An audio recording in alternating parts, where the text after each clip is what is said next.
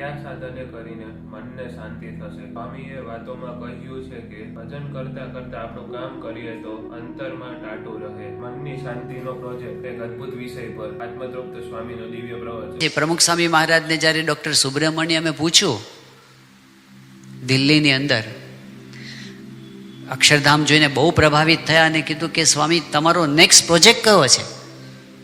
એટલે બધાના કાન સરવા થઈ ગયા, કારણ કે દિલ્હી અક્ષરધામ બનાવ્યો એટલે બધાને થયું કે દુનિયાનું શ્રેષ્ઠ સર્જન થઈ ગયું, હવે શું બાકી હોય?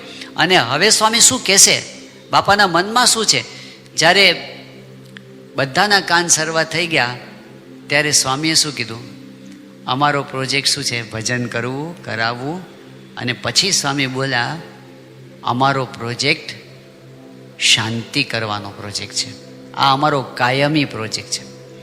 સૌથી વધારે અગત્યનો પ્રોજેક્ટ છે શાંતિ થાય, આપણા હૃદયમાં શાંતિ થાય અને એ શાંતિનું પ્રવર્તન થાય. તો એ જ એમનું મુખ્ય કાર્ય છે. એટલે આપણે જોઈએ છે કે સત્સંગ દીક્ષા ગ્રંથનો આરંભ કરે છે મહાન સ્વામી મહારાજના પહેલા શ્લોકની અંદર મંગલાચરણમાં કહે છે, સ્વામિનારાયણ સાક્ષાત અક્ષર પુરુષોત્તમ સર્વેભ્ય પરમામ શાંતિમ આનંદમ સુખમ અર્પયેત. એમને આ આપવું છે કે બધાને શાંતિ થાય, સુખ થાય, આનંદ થાય. એ આપવું એ જ એમનો પ્રોજેક્ટ છે, જે બીજું બધું કર્યા પછી બાકી રહી જાય છે. તો ફેર ક્યાં પડે છે? ફેર એ પડે છે કે શાંતિ માટેની જે વિદ્યા, અધ્યાત્મ વિદ્યા, બ્રહ્મ વિદ્યા, એના તરફ ગતિ ન થાય ત્યાં સુધી કદાચ બીજું ગમે તેટલું આપણે ભણી લઈએ, ગમે તેટલું જાણી લઈએ, ગમે તેવું પામી જઈએ કે ગમે તેવી પદવી મેળવી લઈએ, અને તો પણ શાંતિ થવાની નથી. આ શાંતિ કેટલી અગત્યની છે. શ્રીમદ ભગવદ્ ગીતામાં કહ્યું કે નાસ્તિ બુદ્ધિરયુક્તસ્ય નચાયુક્તસ્ય ભાવના નચ ભાવયત શાંતિ અશાંતસ્ય કુતઃ સુખમ. આ એક જે ચરણ છે ને, અશાંતસ્ય કુતઃ સુખમ, જેનું મન અશાંત છે એને ક્યાંથી સુખ મળે? આ સનાતન સિદ્ધાંત છે. મજા નહીં આવે. અને કેવું થાય કે જો ચિત્તમાં શાંતિ ન હોય ને તો આખી દુનિયા છે ને કડવી જ લાગે. ચિત્તે પ્રસન્ને ભુવનમ પ્રસન્નમ. જો મનમાં શાંતિ હોય જે સમયે આપણને, અને એ સમયે આપણને છે ને બધું સારું સારું લાગે.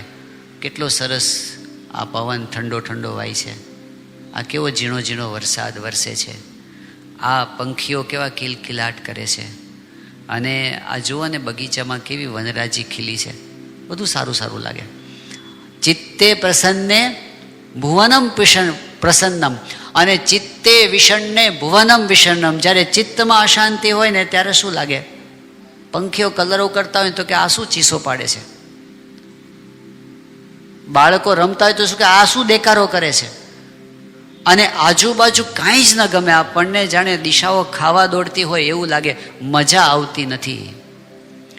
અતો બિલાશો યદિ તે સુખે સ્યા ચિત્ત પ્રસાદે પ્રથમમ યતસ્વ. જો ખરેખર સુખ શાંતિ કોઈને જોતા હશે,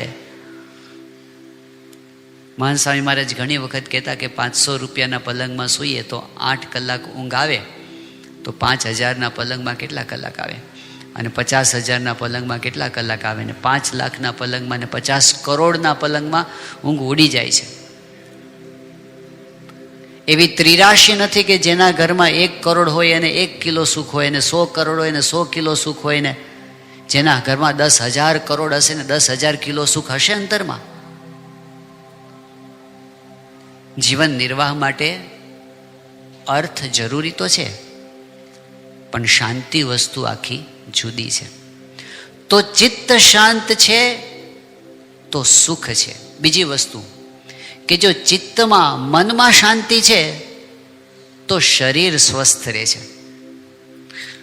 ગયા વર્ષે મહાન સ્વામી મહારાજ ત્યાં સુરતમાં વિરાજમાન હતા, અને કંઈક મિટિંગ માટે અમારે જવાનું થયું હતું. તો મહાન સ્વામી મહારાજ પધારી ચૂક્યા હતા, ડૉક્ટર સ્વામી બેઠા હતા, અને હજી બીજા સંતોને આવવાને વાર હતી, એટલે હળવી વાતો ચાલતી હતી. એમાં મહંત સ્વામી મહારાજ પાસે એક યુવકની વાત કરી કે એ યુવકને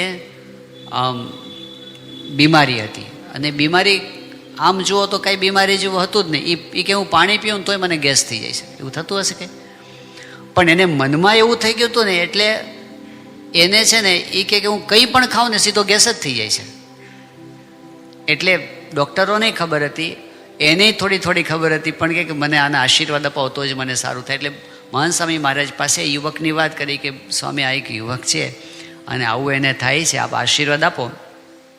સ્વામી આશીર્વાદ આપ્યા. પછી ડૉક્ટર સ્વામી બાજુમાં બેઠા હતા. એટલે ડૉક્ટર સ્વામીને સંતોએ પૂછ્યું કે સ્વામી આપ કહો છો ને કે ઘણા બધા રોગ છે ને મનથી થાય છે, મનને લીધે, તો કેટલા ટકા રોગ મનથી થાય છે? એટલે એમણે કીધું કે મેં એવું વાંચ્યું છે કે 90% રોગ છે ને એનું મૂળ મનમાં છે. કંઈક ને કંઈક મનમાં પ્રોબ્લેમ હોય એટલે શરીરમાં રોગ થાય છે, આવું ડૉક્ટર સ્વામી બોલ્યા.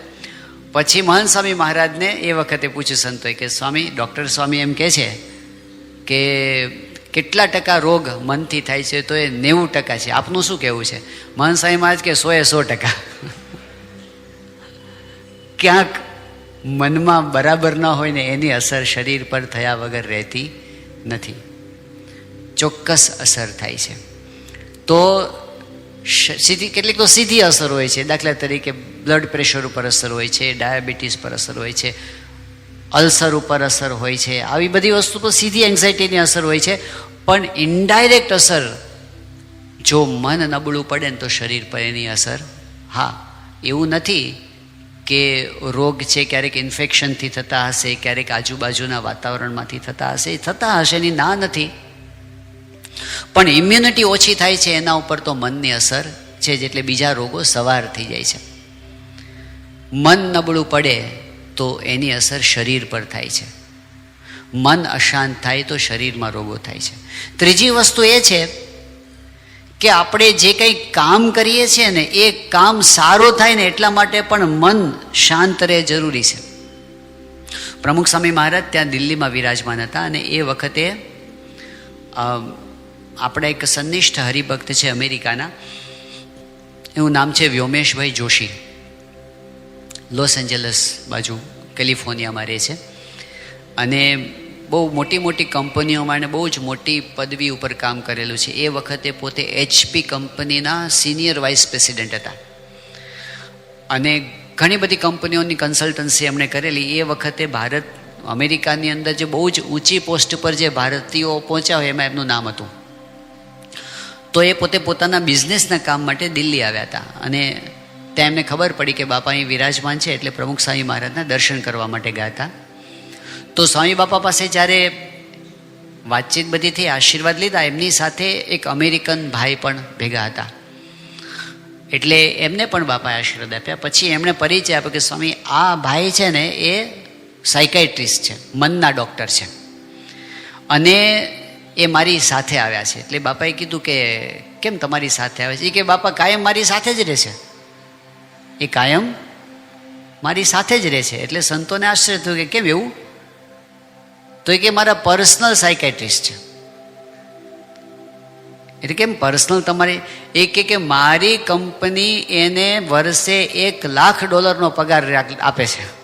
એ તમને કાંઈ મનની તકલીફ છે કે? એવું નથી, એને એટલા માટે ભેગો રાખે છે, એને આખી દુનિયામાં હું જાઉં છે મારી ભેગા ને ભેગા એક જ કામ કરવાનું, મારું મન ઠેકાણે રાખવાનું, બસ. એનો કંપની એને પગાર આપે છે, કારણ કે જો મારું મન ઠેકાણે હશે, જો હું અશાંત થઈ જઈશ ને તો મારા નિર્ણયો એવા આવશે કે જેથી કંપનીને નુકસાન થશે. એટલે એને ખબર પડે છે કે જો સારું કામ કરવું હોય ને તો મન ઠેકાણે જોઈએ. મન શાંત હોય ને તો કામ સારું થાય છે, એફિશિયન્સી વધે છે, પ્રોડક્ટિવિટી વધે છે, એકાગ્રતા વધે છે, ક્રિએટિવિટી વધે છે. તો ત્યાં પણ મનની જરૂર છે. મન શાંત હોય તો સંબંધો સુધરે છે, કારણ કે મોટા ભાગના સંબંધો છે ને આપણે ડિસ્ટર્બ થઈએ ને પછી કંઈક બોલાઈ જાય આપણાથી ને પછી ગડબડ થાય. જો ગુસ્સો એક જ ખાલી હટાવી દઈએ ને આપણે તોય કેટલાય સંબંધો બગડતા બચી જાય. પણ મૂળ કારણ છે મન, એની અસર આપણા સંબંધો પર થાય છે. મનની અસર આપણી ભક્તિ ઉપર થાય છે, એ તો થાય જ છે, કારણ કે મન ન હોય તો પછી શું થાય? ભક્તિ કેવી થાય આપણી? જો મનમાં ઉદ્વેગ હોય ને પછી આપણે પૂજા કરવા બેસીએ, મજા ન આવે. મન શાંત હોય તો ભક્તિ સારી થાય છે. અને છેલ્લે મોટી વાત તો એ છે કે મન શાંત હોય ને તો ભગવાનને સંત વધારે રાજી થાય છે આપણા ઉપર. ગુણાતીતાન સ્વામીની વાતોમાં છે, ભજન કરતાં કરતાં ક્રિયા કરીએ તો અંતરમાં ટાઢું રહે. અને અંતરમાં ટાઢું જોઈને મોટા સાધુ રાજી થાય. જેનું અંતર ધગતું હોય એને દેખીને શું રાજી થાય? તો એમની દ્રષ્ટિ વિશેષ પડે છે આપણા ઉપર. અને જ્યારે મોટા પુરુષની દ્રષ્ટિ થાય ત્યારે જીવ સુખીઓ થઈ જાય. એ વિશેષ સુખ છે, એ આગળનું સુખ છે. પણ એમની દ્રષ્ટિના અધિકારી થવા માટે પણ આપણું મન શાંત હોય ને તો એમની દ્રષ્ટિ થાય છે. એટલે એટલી તો ખબર પડે છે કે આપણા જીવનનો એક ઘણા બધા પ્રોજેક્ટ્સ છે, પણ એક મુખ્યમાં મુખ્ય પ્રોજેક્ટ હોય તો એ છે શાંતિ. અને એ શાંતિનો માર્ગ છે અનુભવીઓએ આપણને બતાવ્યો, આધ્યાત્મિકતામાં બતાવ્યો. આપણે હવે પછીના દિવસોની અંદર એ વાત જોવાના છીએ કે શાંતિના માર્ગે જતાં આપણે એવી કેટલીક જગ્યાઓ છે જ્યાં આપણે અટકી જઈએ છીએ. આપણો રસ્તો બ્લોક થઈ જાય છે, આપણને આગળ સૂઝતું નથી. એવી જગ્યાઓએ આપણે મનમાં અશાંતિનો અનુભવ કરીએ છીએ, ત્યારે ત્યાંથી એક સાઈડનો રસ્તો કાઢી આપે છે અનુભવી પુરુષો. એ વચનામૃતમાં છે, એ સ્વામીની વાતોમાં છે, એ સત્પુરુષના વચનોમાં છે, આપણા શાસ્ત્રોની અંદર છે. એવી કઈ કઈ જગ્યા છે જ્યાં આપણે અટકી જઈએ છીએ અને ત્યાંથી આગળ કઈ રીતે જવાય છે, એ જે માર્ગદર્શન આપણને આપ્યું એ આપણે જોવાના છે. એમાં સૌથી પહેલો મુદ્દો એ છે, આ પહેલો મુદ્દો એવો છે કે લગભગ કોઈના લિસ્ટમાં જ ના આવે. શાંતિ મેળવવા માટે જે જતા હોય ને એના લિસ્ટમાં જ ના આવે એવો આ મુદ્દો છે. અને એ મુદ્દો જેટલો સ્પષ્ટ સ્વામિનારાયણ ભગવાને કર્યો છે ને એટલો દુનિયામાં ક્યાંય જોવા મળે એમ નથી. એ પહેલો મુદ્દો કયો છે? પહેલો મુદ્દો એ છે કે જ્યારે કોકનો અવગુણ આવે છે ને ત્યારે આપણને અશાંતિ થાય છે. કોકનો અવગુણ આપણને દેખાય, એ અવગુણનું ચિંતન થાય, એમના પ્રત્યે એલર્જી થાય, એમના પ્રત્યે દ્વેષ બંધાય, એનું ખરાબ થાય એવા મનમાં સંકલ્પો થાય, એમના પ્રત્યે દુશ્મનાવટ થઈને એનું ખરાબ કરવા માટેનો પ્રયત્ન થાય. આ બધા ચડતા પગથિયા છે અશાંતિના.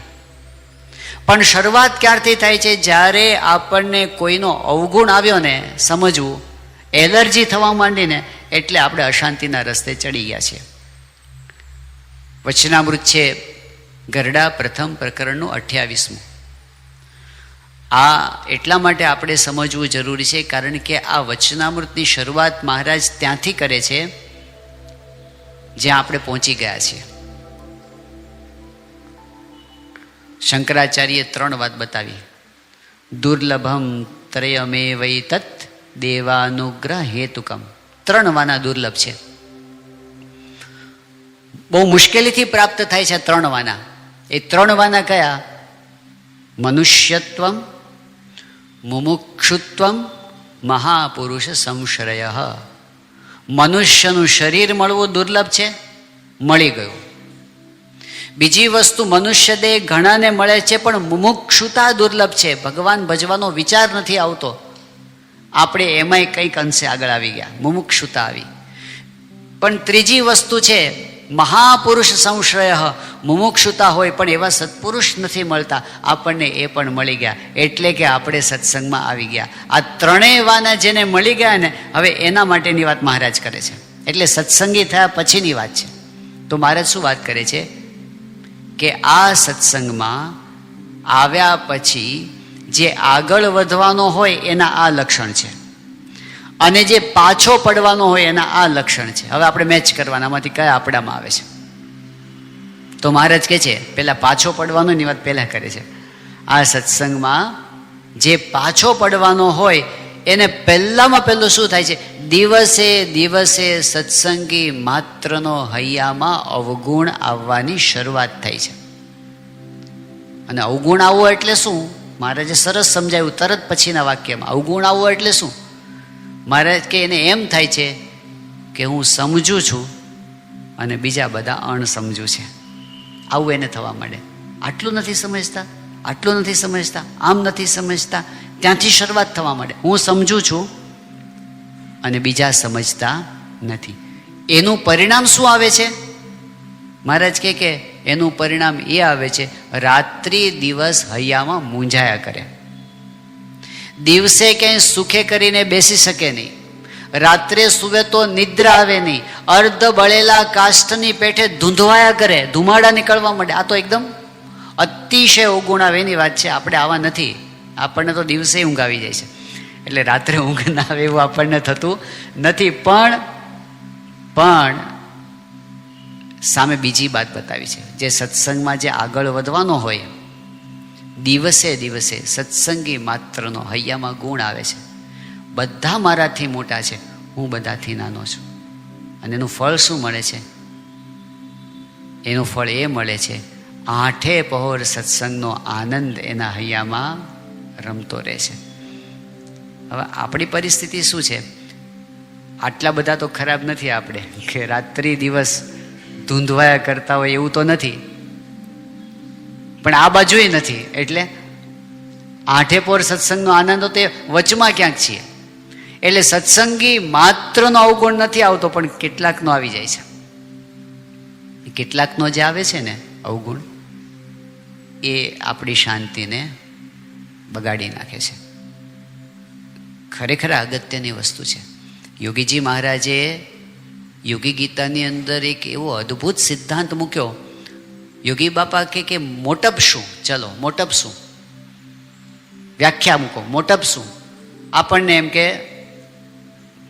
50, 100, 500, 1000, લાખ માણસ આપણને રિસ્પેક્ટ આપે, આપણને પ્રેમ કરે, તો આપણે મોટપને પામ્યા દુનિયામાં. યોગી બાપાએ પહેલી જ ચોકડી મૂકી, માણસ માને એ મોટપ નહીં. તો કઈ મોટપ? યોગી બાપા કે હૈયામાં શાંતિ રહે મોટપ.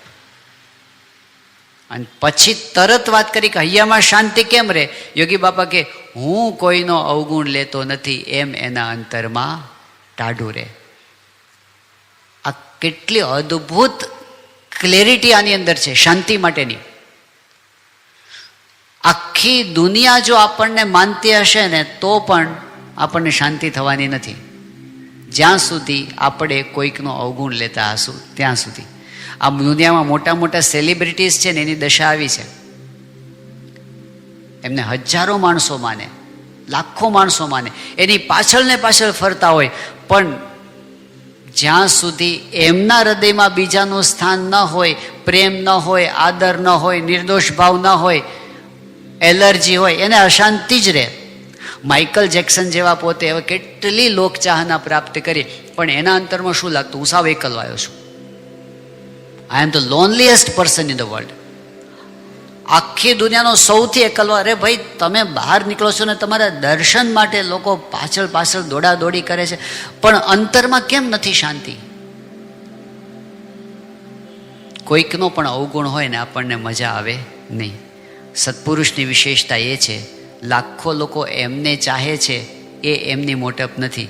એ સૌને સાચા દિલથી ચાહે છે ને એ જ એમની મોટપ છે. આજે આપણે જોઈએ છે હૈયામાં શાંતિ રહે મોટપ. અને હૈયામાં શાંતિ શું? યોગી બાપા કે હું કોઈનો અવગુણ લેતો નથી, એવું જ્યારે મનમાં રહે ત્યારે આપણને શાંતિ સાચા અર્થમાં રહે છે. બીજી વસ્તુ એ છે, થોડાક આગળ વધીને પોઝિટિવ સાઈડમાં હમણાં જઈએ. કોઈનો અવગુણ ન લે, બીજા પ્રત્યે સારી ભાવના રાખે અને બીજાનું ભલું થાય એવો વિચાર રાખે. પ્રમુખ સ્વામી મહારાજનું સૂત્ર, બીજાના સુખમાં આપણું સુખ છે. સામાન્ય વસ્તુ નથી. બીજાના દુઃખમાં દુઃખી થવું સહેલું છે. બીજાના દુઃખમાં દુઃખી થવું સહેલું છે. એ કરુણા છે, પ્રેમ છે, દયા છે. પણ બીજાના સુખમાં સુખી થવું ને એ બહુ અઘરું છે. કે આ ક્યાં આગળ વધી ગયો આટલો બધો? આ કેવી રીતે વધી ગયો? કોકની મોટપ, કોકનું સુખ જોઈને રાજી થવું ને એ સ્પિરિચ્યુઅલ મેચ્યોરિટી છે. કોકના સુખમાં રાજી થવું, આ તો નિર્મત્સરતા કહેવાય, સત્પુરુષનો ગુણ કહેવાય. હમણાં એક પ્રસંગ જાણવાની અંદર આવ્યો કે અમેરિકાની અંદર એક બહુ જ પ્રસિદ્ધ ટેનિસ પ્લેયર છે. એનું નામ છે આન્ડ્રે એગાસી. બહુ પ્રસિદ્ધ છે અને એટલી બધી મેચ પોતે જીત્યા છે. 7 વર્ષની ઉંમરથી એને ટેનિસ રમવાની શરૂઆત કરી. 10 વર્ષની ઉંમરથી એણે મેચો જીતવાની શરૂઆત કરી. તો એમ કરતાં કરતાં કરતાં જેટલી કાંઈ મોટી મોટી વર્લ્ડ કક્ષાની છે ને, ઓસ્ટ્રેલિયન ઓપન હોય કે પછી ફ્રેન્ચ ઓપન હોય કે યુએસ ઓપન હોય કે વિમ્બલ્ડન હોય કે વર્લ્ડ રેકોર્ડની જે સૌથી મોટામાં મોટી જે વર્લ્ડ ચેમ્પિયનની સ્પર્ધા હોય, બધી જ પોતે જીતતા જીતતા આવ્યા છે. આવો એક જ ખેલાડી છે કે બધી એક હારે જીત્યા હોય. એ રેકોર્ડ છે એનો. 1995ની સાલમાં એણે પીટ સામ્પ્રસને હરાવ્યા, જે પોતે સતત 7 વર્ષથી વિશ્વમાં ચેમ્પિયન હતા. એને હરાવી દીધા, પોતે વર્લ્ડ ચેમ્પિયનને હરાવ્યા. અને એ વખતે આખી દુનિયા એમની વાહ વાહ કરે. પ્રસિદ્ધિ અને પૈસાને ઢગલા. જે વસ્તુની એમને નાનપણથી કલ્પના કરેલી, સંકલ્પો કરેલા, બધું જ એની પાસે આવી ગયું હતું. એ વખતે એમનો ઇન્ટરવ્યૂ લેવામાં આવ્યો હતો અને પછી એમને કીધું કે તમને અત્યારે તમે બહુ જ ખુશ લાગો છો, ખુશ હશો ને અત્યારે તમે? એમણે કીધું હા, હું અત્યારે બહુ જ ખુશ છું, એવું એમણે કહ્યું પત્રકારને. પણ એમણે પોતાની બાયોગ્રાફીની અંદર એવું લખ્યું છે કે હકીકતમાં હું ખોટું બોલ્યો હતો. મેં જવાબ તો એવો આપ્યો કે હા, હું બહુ ખુશ છું, પણ હકીકતમાં હું કાંઈ ખુશ હતો નહીં. હું એવું માનતો હતો કે હવે મારે ખુશ રહેવું જોઈએ, કારણ કે મને આ બધું મળી ગયું. હું પ્રયત્ન કરતો હતો કે મારે આનંદમાં રહેવું છે, પણ મને આનંદ આવતો નહોતો, મને આનંદ અનુભવાતો નહોતો. મને થયું કે આટલું બધું કર્યા પછી પણ, વિશ્વમાં પહેલા નંબરના ખેલાડી બન્યા પછી પણ જો શાંતિ મળવાની ન હોય તો પછી એ શા કામનું? મને એવા વિચારો આવતા હતા. અને હવે હું આનાથી વધારે શાંતિ મેળવવા માટે શું કરું? મને કોઈ ઉપાય જ દેખાતો નહોતો. કરવાનું તો આટલું તો કરી નાખ્યું, હવે શું કરું? એ વખત હું એમને એમ રખડતો રહેતો, હું બ્લેક કોફી પીતો રહેતો, રેસ્ટોરન્ટમાં જાતો, દિવસો પસાર કરતો, કાંઈ દેખાતું નહોતું. એક વખત હું રેસ્ટોરન્ટમાં બેઠો હતો અને એ વખતે એનો મેનેજર ફ્રેન્કી નામનો હતો, જેને મારી સાથે મિત્રતા હતી, એટલે બધી પોતાની અંગત વાતો પણ શેર કરતા મારી સાથે. તો એમણે વાતમાં કહ્યું કે મારા બાળકો નાના છે, અત્યારે સ્કૂલમાં છે, મને એના ભવિષ્યની ચિંતા થાય છે, કારણ કે ભવિષ્યની અંદર એને જો સારી કોલેજમાં ભણાવવાના હશે તો એની ફીનું હું શું કરીશ? એટલે હું અત્યારે એનો પ્રયત્ન કરું છું કે ક્યાંકથી અત્યારથી એવું કંઈક કરું કે જ્યારે કોલેજમાં આવે ત્યારે એના ફીઝની વ્યવસ્થા હું કરી શકું. આવી સહેજે વાતચીત ચાલતી હતી અને એ વખતે એને સ્ટ્રાઇક થયું. અને એણે કહ્યું પહેલાંને કે કામ કર, તું ચિંતા ન કરીશ, તારા સંતાનોનો તને ચિંતા છે ને, તો લે મારી પાસે આ નાઇકી કંપનીના શેર સ્ટોક્સ છે બધા, એ બધા હું તને આપી દઉં છું, તું હમણાં વેચતો નહીં, 10 વર્ષ રાખી મૂકે ને, તારા છોકરા ત્યાં સુધી કોલેજમાં આવી જશે અને એ વખતે આની બહુ મોટી કિંમત તને આવશે ને તારે ભણાવવાની ચિંતા નહીં રહે. આ વાત એણે કરી. અને એ વખતે જે સામે પેલો માણસ હતો, એના ચહેરા ઉપર એણે જે સંતોષ, ખુશીના ભાવ એણે જોયા ને, અને એ જોઈને એમને જે શાંતિ થઈ ને, એ કે અત્યાર સુધી ગમે તેટલી મેચો હું જીતો અને જે શાંતિ મન નથી થઈ ને, આને ખુશ જોઈને મને એટલી શાંતિ થઈ. અને ત્યારથી મને એક રસ્તો મળ્યો કે બીજા માટે કંઈક સારું કરીએ, એમાં જેવી શાંતિ થાય છે ને, એવી બીજી વર્લ્ડ ચેમ્પિયન થવામાં પણ થતી નથી.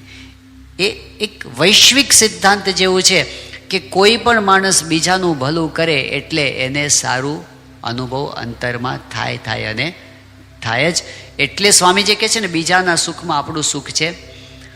તો બધાનું ભલું ઈચ્છવું, બધાનો ગુણ લેવો, બધાના માટે આપણે કરી શકતા હોય એટલું સારું કરવું, આ બહુ સારી વાત છે. પણ હવે આપણે પ્રેક્ટિકલ આપણા જીવનમાં આવીએ, આપણને પ્રશ્ન ક્યાં થાય છે? નોર્મલી આપણે કહીએ કે ભાઈ બધાનું સારું થાય તો ભલે સારું થાય, એની હારે આપણે કંઈ લેવા દેવા નથી. પણ પ્રશ્ન એ થાય કે જ્યારે આપણા પગ નીચે કંઈક રેલો આવતો હોય, એટલે કોક માણસ જે આપણને નડતો હોય એનો અવગુણ ન લેવો ને, એ બહુ અઘરું છે. કારણ કે એના સ્વભાવથી આપણને પ્રશ્ન થતો હોય, એનું શું કરવું? આ પ્રશ્ન આપણા માટે મોટો છે. અને ખરેખર જો તો ત્યાં જ કસોટી છે આધ્યાત્મિકતાની. કોક માણસ જ્યારે આપણને નડે ત્યારે એનો અવગુણ આપણને આવે છે, એમના પ્રત્યે દ્વેષ ભાવ બંધાય છે. પણ સાચી રીત એ છે કે એમને પણ માફ કરવામાં શાંતિ છે. જેમણે આપણું ખરાબ કર્યું હોય ને એમને પણ બદલો લેવામાં શાંતિ નથી. બદલો લેશું તો આપણને કદાચ થોડુંક સેટિસ્ફેક્શન થશે કે આપણે બતાવી દીધું એને, પણ એ બહુ ટેમ્પરરી હશે. અશાંતિ જવાની નથી એનાથી. શાંતિ તો ત્યારે જ થવાની છે કે જ્યારે એમને માફ કરી શકીએ. શાંતિ તો ત્યારે થવાની છે કે જ્યારે આપણે એનું ભલું ઈચ્છી શકીએ. એટલે આપણી શાંતિ માટે મહાન સ્વામી મહારાજ એક પ્રસંગ ઘણા વર્ષોથી આપણે એમની પાસેથી સાંભળેલો હતો પહેલાં, કે કોઈ અમેરિકામાં એક માણસ હતો અને એને ઢીચણનો દુખાવો થતો હતો. એટલે એણે પછી ડૉક્ટરો પાસે તપાસ કરાવડાવી, બધું બતાવ્યું, પણ કોઈ નિદાન થતું નહોતું. અને સમય જતો ગયો તેમ દુખાવો વધતો ગયો. પછી એક સમય એવો આવ્યો કે દુખાવો એના માટે અસહ્ય બની ગયો. એટલે એ વખતે એનો એક મિત્ર હતો, એને કીધું કે આપણે છે ને સાયકાઇટ્રિસ્ટને બતાવીએ, મનોચિકિત્સકને. પહેલાં કીધું કે મને દુખાવો ઢીચણમાં છે, મગજ તો બરાબર છે. તો એના મિત્ર કહે કે જો આમે તે આટલા પૈસા તો ખર્ચા છે, આટલા બધા ફિઝિયોથેરાપિસ્ટની ટ્રીટમેન્ટ લીધી છે ને આટલા બધા ઓર્થોપેડિક્સને બધા આટલા બધા એમઆરઆઈ કરાવે, કાંઈ થયું નથી, તું ટ્રાય કરવામાં શું વાંધો, થોડાક પૈસા વધારે ખર્ચી લે. એટલે પેલો કે કાંઈ વાંધો નહીં, જઈએ. ડૉક્ટર પાસે ગયા. હવે સાયકાઇટ્રિસ્ટ તો શું કરે, બધું હિસ્ટ્રી પૂછે. એટલે એણે હિસ્ટ્રી પૂછી કે તમારે કોઈની સાથે દુશ્મનાવટ છે? એટલે પહેલાં કીધું હા છે. એ કોની સાથે છે? કે મારા સગા ભાઈ સાથે. કે શું પ્રોબ્લેમ છે? કે એને જ્યારે જરૂર હતી ત્યારે $5000 એણે મારી પાસેથી માગ્યા હતા ઉછીના, ને મેં એને આપ્યા હતા 5000. પછી કીધું કે મેં જ્યારે પાછા માગ્યા તો હવે એ માણસ ફરી ગયો અને મને એમ કહે છે કે તે મને કાંઈ આપ્યું જ નથી અને મને ખોટો પાડે છે. આવું કહેતા તો પેલો એકદમ ધુઆપુઆ થઈ ગયો. એટલે પેલા ડૉક્ટરે કીધું કે તમારું નિદાન થઈ ગયું છે, હવે તમારે જો સાજા થવું હોય તો એના માટેનો ઉપાય એ છે કે તમારે તમારા ભાઈ પાસે જવાનું અને એની પાસે માફી માગવાની. પેલું કે તમે ડૉક્ટર છો કે કોણ છો? 5000 એ લઈ ગયો છે, ખોટું એ બોલે છે, માફી મારે માગવાની? તો કે જો હાજા થવું હોય તો કરવું પડશે. પેલો કે નથી થવું, જાઓ. એ ઘરે પાછો આવી ગયો.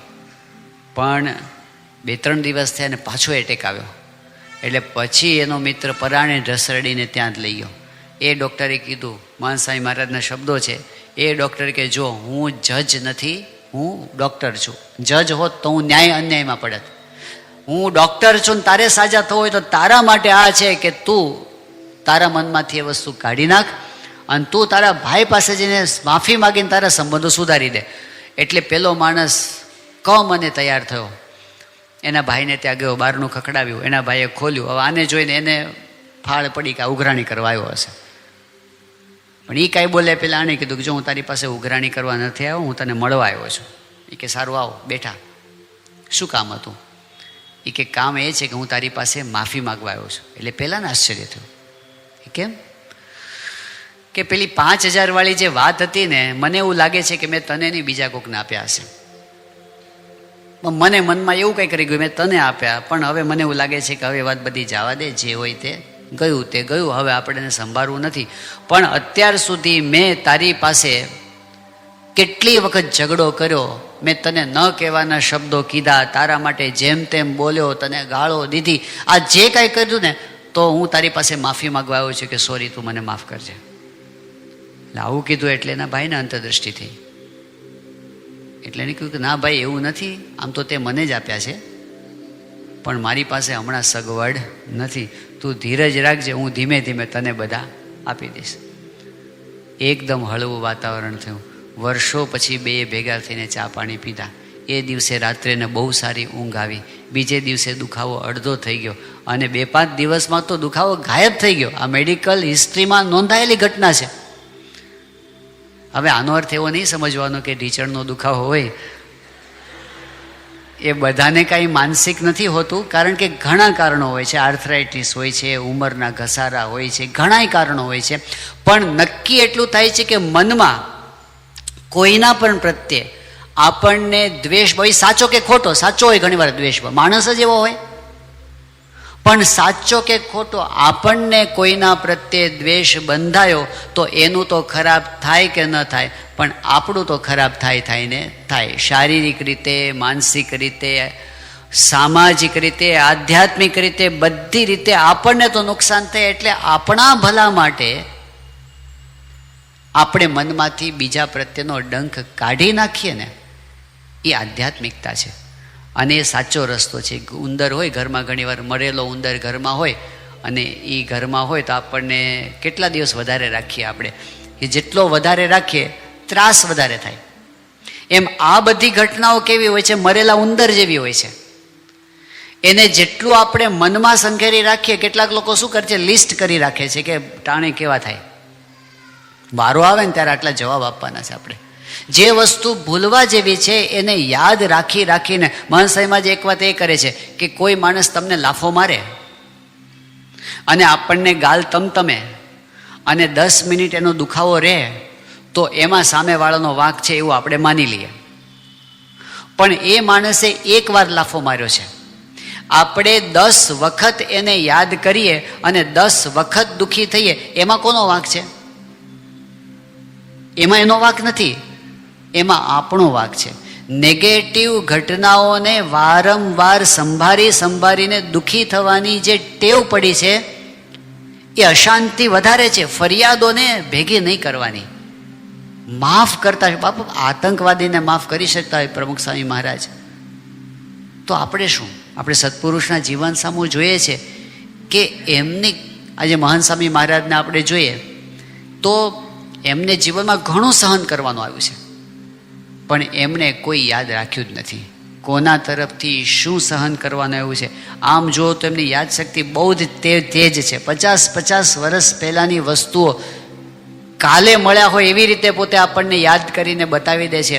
પણ જે એમને સહન કરવાનું થયું છે ને, જિંદગીમાં એક પણ વખત એમણે યાદ કર્યું નથી, કોઈના તરફથી નહીં. એ અંદરના હોય, બહારના હોય, જે હોય તે દ્વેષ જ નહીં કોઈ પ્રકારનો. 2019ની સાલમાં મહંત સાહેબ મહારાજ નાઇરોબી હતા અને એમાં એક દિવસ કેવું હતું કે સ્વામીને પૂજા બહાર નહોતી કરવાની, એમના પેલો બેઠક ખંડ હોય એમાં જ પૂજા હતી એમના ઉતારામાં. એટલે સ્વામીશ્રી પોતે પૂજા કરવા બેઠા હતા અને સંતો જ હતા ખાલી સામે અને કીર્તન ગવાતું હતું. અને એમાં પેલું કીર્તન શાસ્ત્રીજી મહારાજનો સંગ ભાઈ મને ભાગે મળ્યો છે કીર્તન ગવાતું હતું. હવે એ કીર્તનમાં એક પંક્તિ આવે છે કે નિંદાના કરનાર નરકે જાશે ભોગવશે થઈને ભોરિંગ. જે નિંદા કરશે આ સત્પુરુષની એ નરકમાં જાશે અને એ પોતે સાપનો અવતાર લેશે. આવા શબ્દો પેલી પંક્તિમાં કહેવામાં આવ્યા છે. અસ્મિતાથી કોઈ ભક્ત કવિએ લખ્યું છે. હવે એ જ્યારે ગવાતું હતું ત્યારે મહંત સ્વામી મહારાજ ગાનાર સંતની સામું જોયું એટલે એક બે સંતોને લાગ્યું ખરું કે સ્વામીના મનમાં કંઈક છે, પણ સ્વામી કંઈ બોલ્યા નહીં. પૂજા પૂરી થઈ ગઈ અને પછી મહંત સાહેબ સ્વગત સીધા જ બોલવા માંડે. સ્વામી કે આમાં વાત આવી, હમણાં કીર્તન ગાયું કે નિંદા ના કરનાર નરકે જાશે. તો સ્વામી કે કરવત તો આમે કાપે ને આમે કાપે. એમ સત્પુરુષ તો બે બાજુ કલ્યાણ કરે, બે બાજુ સારું કરે. એટલે બધાના મનમાં થયું કે સ્વામીના મનમાં એવું કંઈક છે કે આ પંક્તિમાં કંઈક છે. એટલે કોઈ સંતે સામે જવાબ આપ્યો કે સ્વામી સત્પુરુષ તો દયાળુ છે, સત્પુરુષ તો કોઈ દિવસ કંઈ ખરાબ કરવાનો વિચાર ન કરે, પણ ભગવાન એને દંડ આપે. ઓલો હોય ને જે દ્રોહ કરનાર એને ભગવાન દંડ આપે. અને આવી વાત તો છે જ આપણા શાસ્ત્રોની અંદર. મુક્તાનંદ સ્વામીએ કીધું કે જો મેરે સંત કો રતિ એક દુવે તેહી જડ ડારું મેં ખોઈ. તો મનસાઈમાં છે કે ના એમાં એ જે વાત છે ને એ જુદી વાત છે અને અહીં જુદી વાત છે. એટલે બધાને લાગ્યું કે સ્વામીના મનમાં છે ને એ વસ્તુ નથી અત્યારે. એટલે પછી સંતોએ આ બાજુ વાત કરી. તો આત્મા સ્વરૂપ સ્વામી કહે કે સ્વામી નાઇરોબીની અંદર યોગી બાપાની નગરયાત્રા નીકળી હતી અને એ વખતે નગરયાત્રા ફરીને આવ્યા પછી યોગી બાપા બોલ્યા કે કોઈ આપણી નગરયાત્રા જોઈ અને કટાક્ષ કરે કે મારા સ્વામિનારાયણિયા એવું કોઈ કટાક્ષ કરે ને એનુંય કલ્યાણ થાય. માનસે આજ કે બસ આ બરાબર. એટલે એમના મનમાં આ હતું. તો સ્વામી કહે કે આ કીર્તનની પંક્તિ છે ને આપણે સુધારવાની જરૂર છે. એવું કહીને સ્વામી પછી રૂમની અંદર ગયા, પણ હજી એમના મનમાં પેલા વિચારો ચાલુ હતા. એટલે સ્વામી કે વખાણ કરે કે નિંદા કરે, જે કરે તે હડફેટે ચડવો જોઈએ એનું કામ થઈ જાય. હડફેટે ચડવો જોઈએ. આમ કહીને સ્વામી પોતે આરામમાં ગયા. પછી હવે બાર આમ બધા ભેગા થયા. આત્મસ્વરૂપ સ્વામી હતા, પછી જ્ઞાનપ્રિય સ્વામી હતા, શ્રુતિ પ્રકાશ સ્વામી હતા, પ્રિયવ્રત સ્વામી હતા, બધા ભેગા થયા કે સ્વામી કીધું છે આ પંક્તિનું હવે શું કરું. એટલે મહંત સાહેબે જે બોલ્યા હતા બધા શબ્દો અમે લખ્યા એમના શબ્દોમાં. અને પછી મધુરવદન સ્વામી આપણા એ તો સારા કવિ છે, એટલે અમે એ બધું એમને મોકલ્યું કે સ્વામીની ઈચ્છા છે કે આના ઉપર પંક્તિ બદલાય. એટલે એ તો શીઘ્ર કવિ જેવા છે, એટલે તો કલાકમાં 5 વિકલ્પો મોકલી દીધા કે આમ પણ થાય, આમ પણ થાય, આમ પણ થાય, આમ પણ થાય, બધી પંક્તિ મોકલી એણે.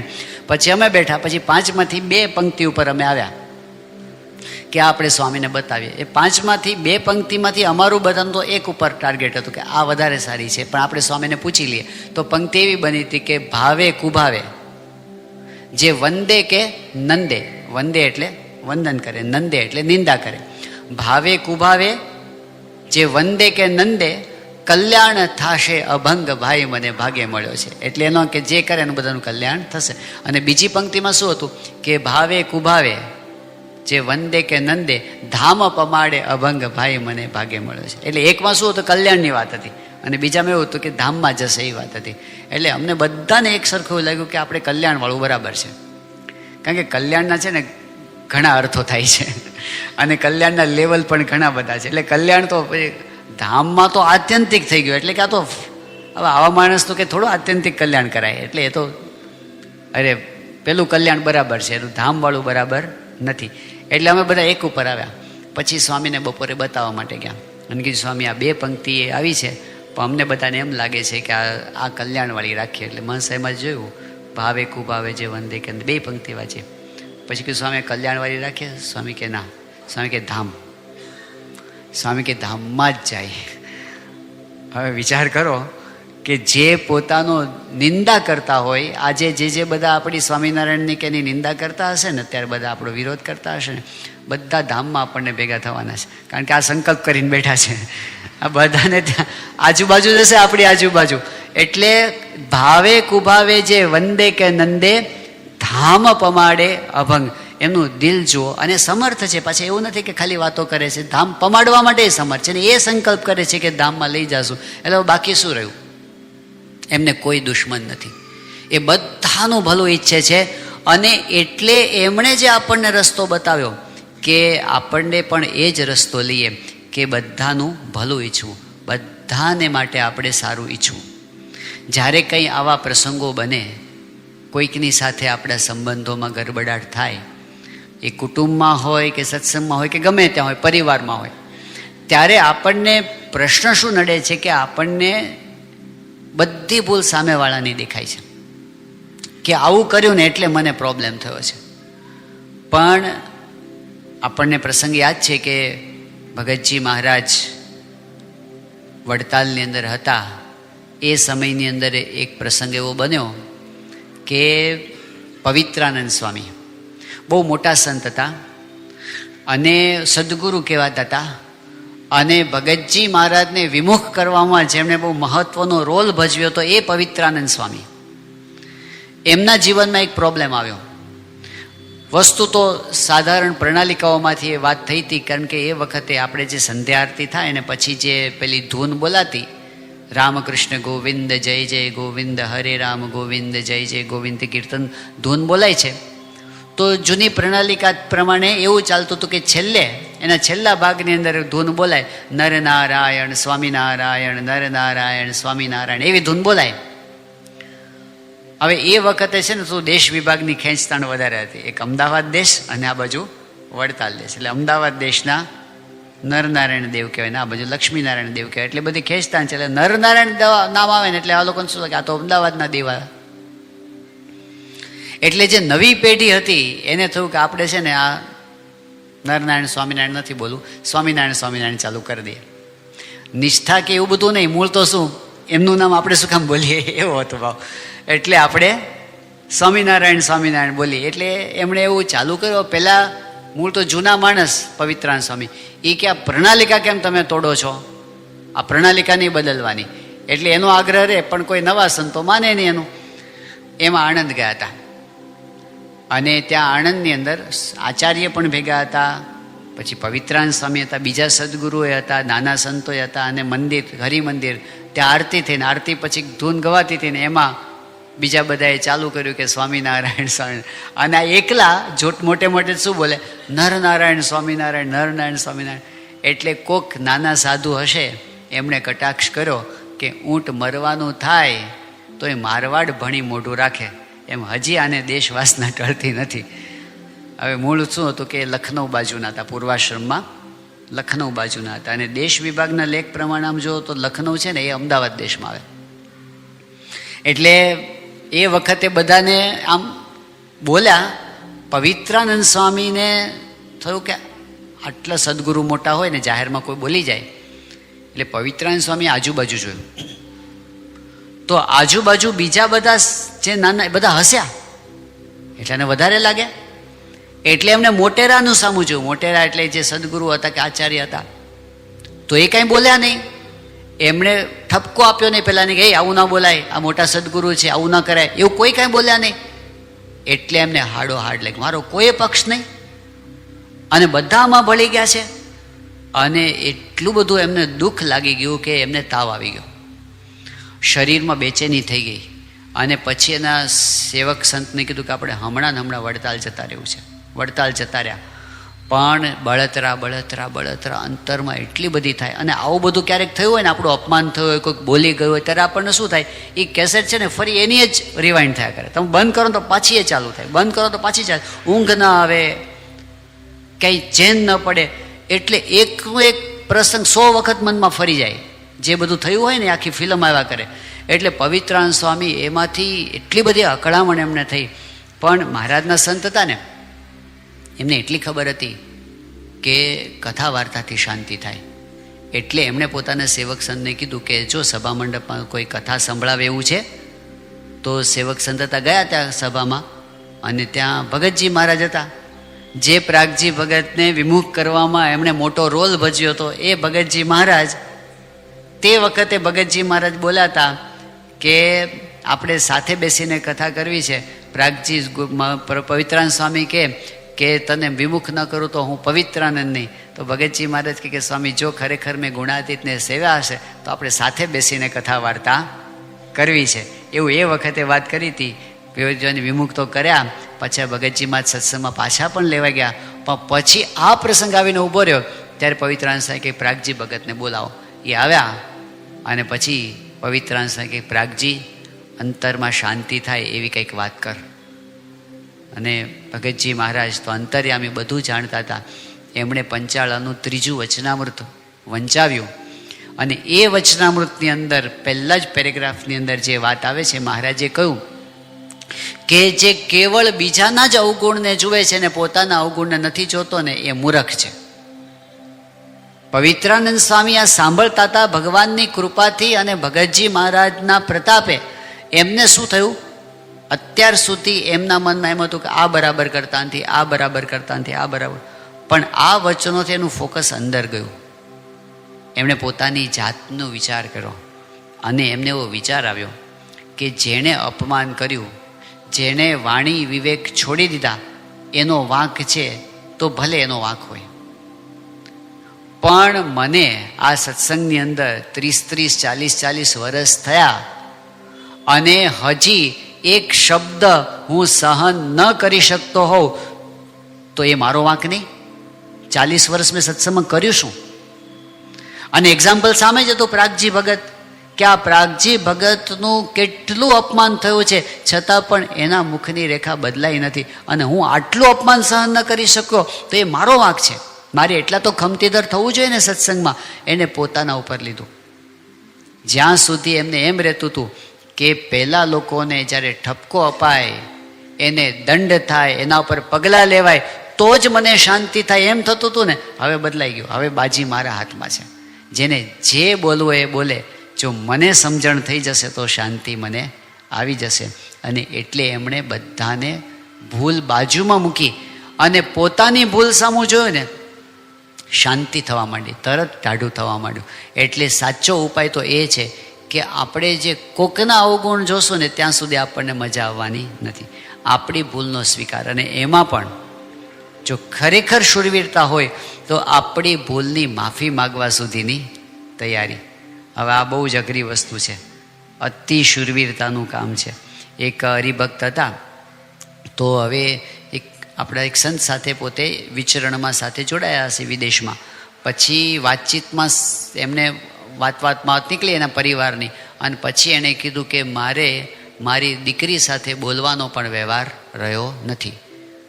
એટલે પેલા સંતે કીધું કે એમાં શું થયું એટલું? તો એ કીધું દીકરીનો સ્વભાવ આવો છે ને આમ છે ને તેમ છે ને બધું એ કીધું.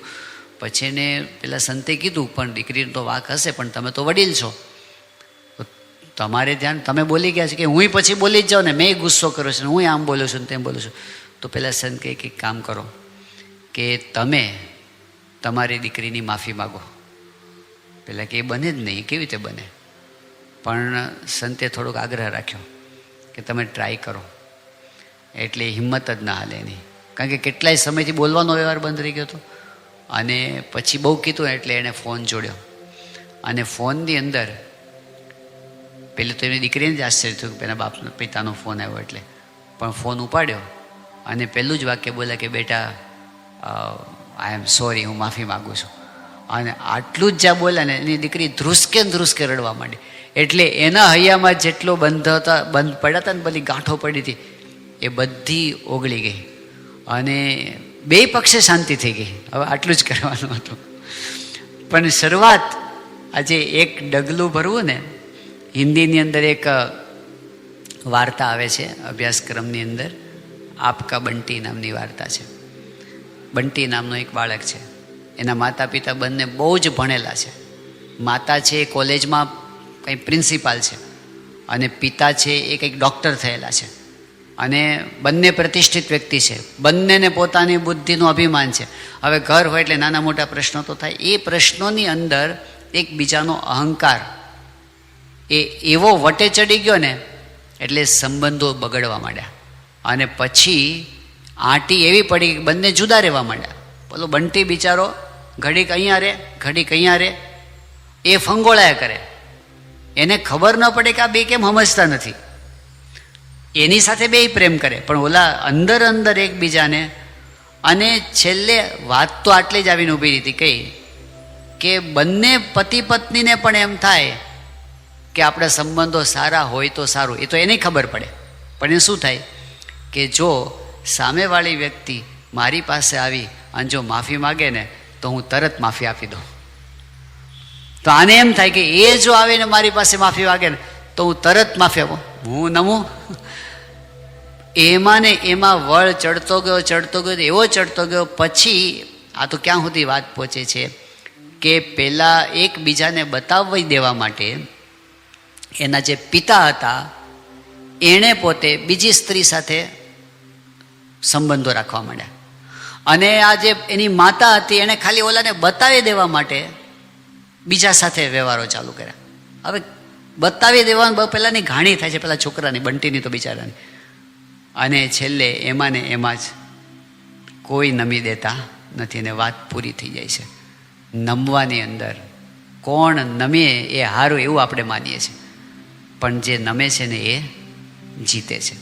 અને એમાં ખરેખર બહુ મોટું ફળ છે. આપણે આપણા સત્સંગના જ પ્રસંગનો વિચાર કરવો હોય તો આપણો સત્સંગ ભારતની બહાર જે શરૂઆતથી સત્સંગની શરૂઆત તો એ આફ્રિકાથી થઈ. અને એ આફ્રિકાના સત્સંગના પાયામાં પણ સૌથી પહેલાં પાયાના બે હરિભક્તો હોય તો હરમાનભાઈ અને મગનભાઈ. બે જ શરૂઆતમાં બધા એ બે જણ ભેગા થઈને સભા કરે. હવે એકવાર વોલીબોલ રમતા રમતા ઝઘડો થયો, અને ઝઘડો એવો થઈ ગયો તે બોલવાના વ્યવહાર બંધ થઈ ગયા કે મારે પડી નથી, બોલવાના વ્યવહાર બંધ થઈ ગયા. હવે ચલો ખોટું લાગી ગયું, બોલવાનું બંધ થઈ ગયું, એ તો બરાબર. પ્રશ્ન શું થાય કે જ્યારે સભાનો ટાઈમ આવ્યો, દિવસ આવ્યો ને, એટલે બે જ જણા ભેગા થઈને સભા કરતા હોય ને બે જણ બોલતા હોય, સભા કેમ થાય? એટલે આ બાજુ હરમાનભાઈના મનમાં થાય કે સભાનું શું કરશું, પેલું બધું મગનભાઈના મન થાય કે સભાનું શું કરશું, પણ હવે બોલવાનું બધું બંધ થઈ ગયું છે, શું કરશું? બહુ મૂંઝાઈ બંને પોતાના ઘરે બેઠા. છેલ્લે હરમાનભાઈથી રહેવાયું નહીં, એટલે નીકળ્યા ઘરેથી અને મગનભાઈના ઘર સુધી પહોંચ્યા. પછી તો જે એક એક પગલું છે ને એક એક કિલોમીટર જેવું લાગે. હા, છેલ્લે છેલ્લે છેલ્લે જે હિંમત કરવી, અને એણે બારણું ખખડાવ્યું અને મગનભાઈએ બારણું ખોલ્યું અને હરમાનભાઈ એટલું જ બોલ્યા કે મગનભાઈ સભા નથી કરવી? મગનભાઈ કે બહુ સારું થયું તમે આવી ગયા, હું રાહ જ જોતો હતો તમે આવો તો બહુ સારું. એ દિવસે જો બેમાંથી એક જણ નમી ન ગયા હોત તો આફ્રિકાનો સત્સંગ ના હોત. અને જો આફ્રિકાનો સત્સંગ ના હોત ને તો ઇંગ્લેન્ડનો ન હોત, કારણ કે ત્યાંથી જ ઇંગ્લેન્ડ ગયો છે. અને જે ઇંગ્લેન્ડનો સત્સંગ ના હોત તો અમેરિકાનો ન હોત, કારણ કે અમેરિકામાં જ ત્યાંથી સત્સંગ ગયો છે, બરાબર ને? 70ની સાલમાં શરૂઆત ત્યાંથી જ થઈ, ત્યાંથી જ અમેરિકા ગયો છે. તો અમેરિકાની અંદર જે અત્યારે 6 શિખરબદ્ધ મંદિરો, 1 અક્ષરધામ અને 125 મંદિરો આપણા અમેરિકાની ભૂમિ ઉપર, એ કાંઈ ન હોત જો એક જણે મૂક્યું ના હોત. ક્યાંથી શરૂઆત થાય છે? ઘરમાં જે મોવડી હોય ને મોટા હોય એની જવાબદારી વધી જાય છે કે આપણે શા માટે પકડી રાખીએ, અને નમી દેવામાં શું વાંધો છે જો એનાથી શાંતિ થતી હોય ને મોટા પુરુષ રાજી થતા હોય તો. એટલે આવી બાબતમાં કોણ નમી જાય? હમણાં કોરોના વખતે જ્યારે પેલી ઓનલાઈન સભાઓ થતી ને એ વખતનો એક પ્રસંગ છે કે એક વખત રવિ સભા આપણી આવતી હતી ને એમાં મહંત સ્વામી મહારાજે સંપ ઉપર અને સહન શક્તિ ઉપર ને માફી આપવા ઉપર બહુ સરસ વાતો કરી હતી મહંત સ્વામી મહારાજ. હવે અમેરિકાની અંદર ત્યાંનું એક સેન્ટર છે, ત્યાં એક આપણો બહુ જ નિષ્ઠાવાન સત્સંગી યુવક છે, એ તો કાર્યકર છે ત્યાંનો, પણ એના પિતાશ્રી એ પોતે ભારતથી રિટાયર્ડ થઈને ત્યાં ગયા હતા હમણાં 6-8 મહિના માટે રહેવા માટે દીકરા સાથે. પણ બહુ બુદ્ધિશાળી, બહુ ભણેલા, બહુ ઊંચી પોસ્ટ ઉપર રહેલા, અને સત્સંગ એટલો બધો નહીં, સભા સાંભળતા, પોતે લાઈવ સભામાં બેસતા. હવે છેલ્લા 8-10 વર્ષથી એમને અને એમના બનેવીને આંટી પડી ગઈ હતી. પહેલાંય ડૉક્ટર હતા, હાઈ પ્રિન્સિપાલ હતા, બેયની વચ્ચે બરાબર આંટી પડી. આંટી એવી સાવ નજીવી બાબતોમાં પણ આંટી એવી પડી ગઈ હતી કે એ બેને તો બોલવાના વ્યવહાર બંધ થઈ ગયા, પણ એ બંનેને લીધે એ બંનેના જે પરિવાર હોય, એના પત્નીઓ, એમના બાળકો, બધાને ઓર્ડર હતો કે એના ઘરે જવાનું જ નહીં, એના પ્રસંગોમાં નહીં જવાનું, એના લગ્નમાં નહીં જવાનું. છોકરાઓને બિચારાને બહુ ઈચ્છા હોય, પણ બે વડીલોએ એવું પકડી રાખ્યું હતું ને આંટી, તો 10 વર્ષ વીતી ગયા હતા આમને આમ. બધાને ગમતું નહોતું, પણ શું થાય? એ દિવસે આ મહંત સ્વામી મહારાજના આશીર્વાદ સાંભળ્યા અને ખબર નહીં એમને કંઈક અંતરદૃષ્ટિ થઈ, અને એવી અંતરદૃષ્ટિથી એમણે સીધો ફોન જોડ્યો એમના બનાવીને ઇન્ડિયા. અને એમણે શરૂઆતના 2-4 વાક્યોમાં જ એણે જે કીધું કે આપણે આટલા વર્ષોથી બોલતા નથી, પણ આજે મેં મહંત સ્વામીની કથા સાંભળી અને મને એવું લાગે છે કે આપણે આંટી મૂકી દેવી જોઈએ, બસ આટલું જ. તો સામે પક્ષે એ તો તૈયાર જ હતા પાછા. શરૂઆત આમણે કરીને તો એમણે કીધું ના ના વાંક તમારો નથી, વાંક તો મારો છે. એમ કે ના ના વાંક તમારો નહીં, વાંક તો મારો હતો. બસ પૂરું થઈ ગયું બધું. અને બંને પરિવારમાં એટલી બધી ખુશાલી છવાઈ ગઈ. એ છોકરાએ અડધો કલાક મારી સાથે ફોનમાં વાત કરી, જે આનંદ વ્યક્ત કર્યો કે અમારા પરિવારમાં જે બધાના મનમાં ભાર હતો ને 10 વર્ષથી, એકદમ હળવા ફૂલ અમે થઈ ગયા. પણ શરૂઆત કોણ કરે? એટલે આજે શાંતિ છે ને એ અહંકાર રાખી મૂકવામાં નથી, કોઈનો અવગુણ જોવામાં નથી, કોઈના જૂના હિસાબો પકડી રાખવામાં નથી, પણ ભૂલી જવામાં છે, માફી આપવામાં છે, માફી માગવાની અંદર છે, ઉદાર થવાની અંદર છે. અને એવું જો થાય તો ખરેખર સંબંધોમાં અને આપણા હૃદયમાં બધે શાંતિ શાંતિ શાંતિ થઈ જાય.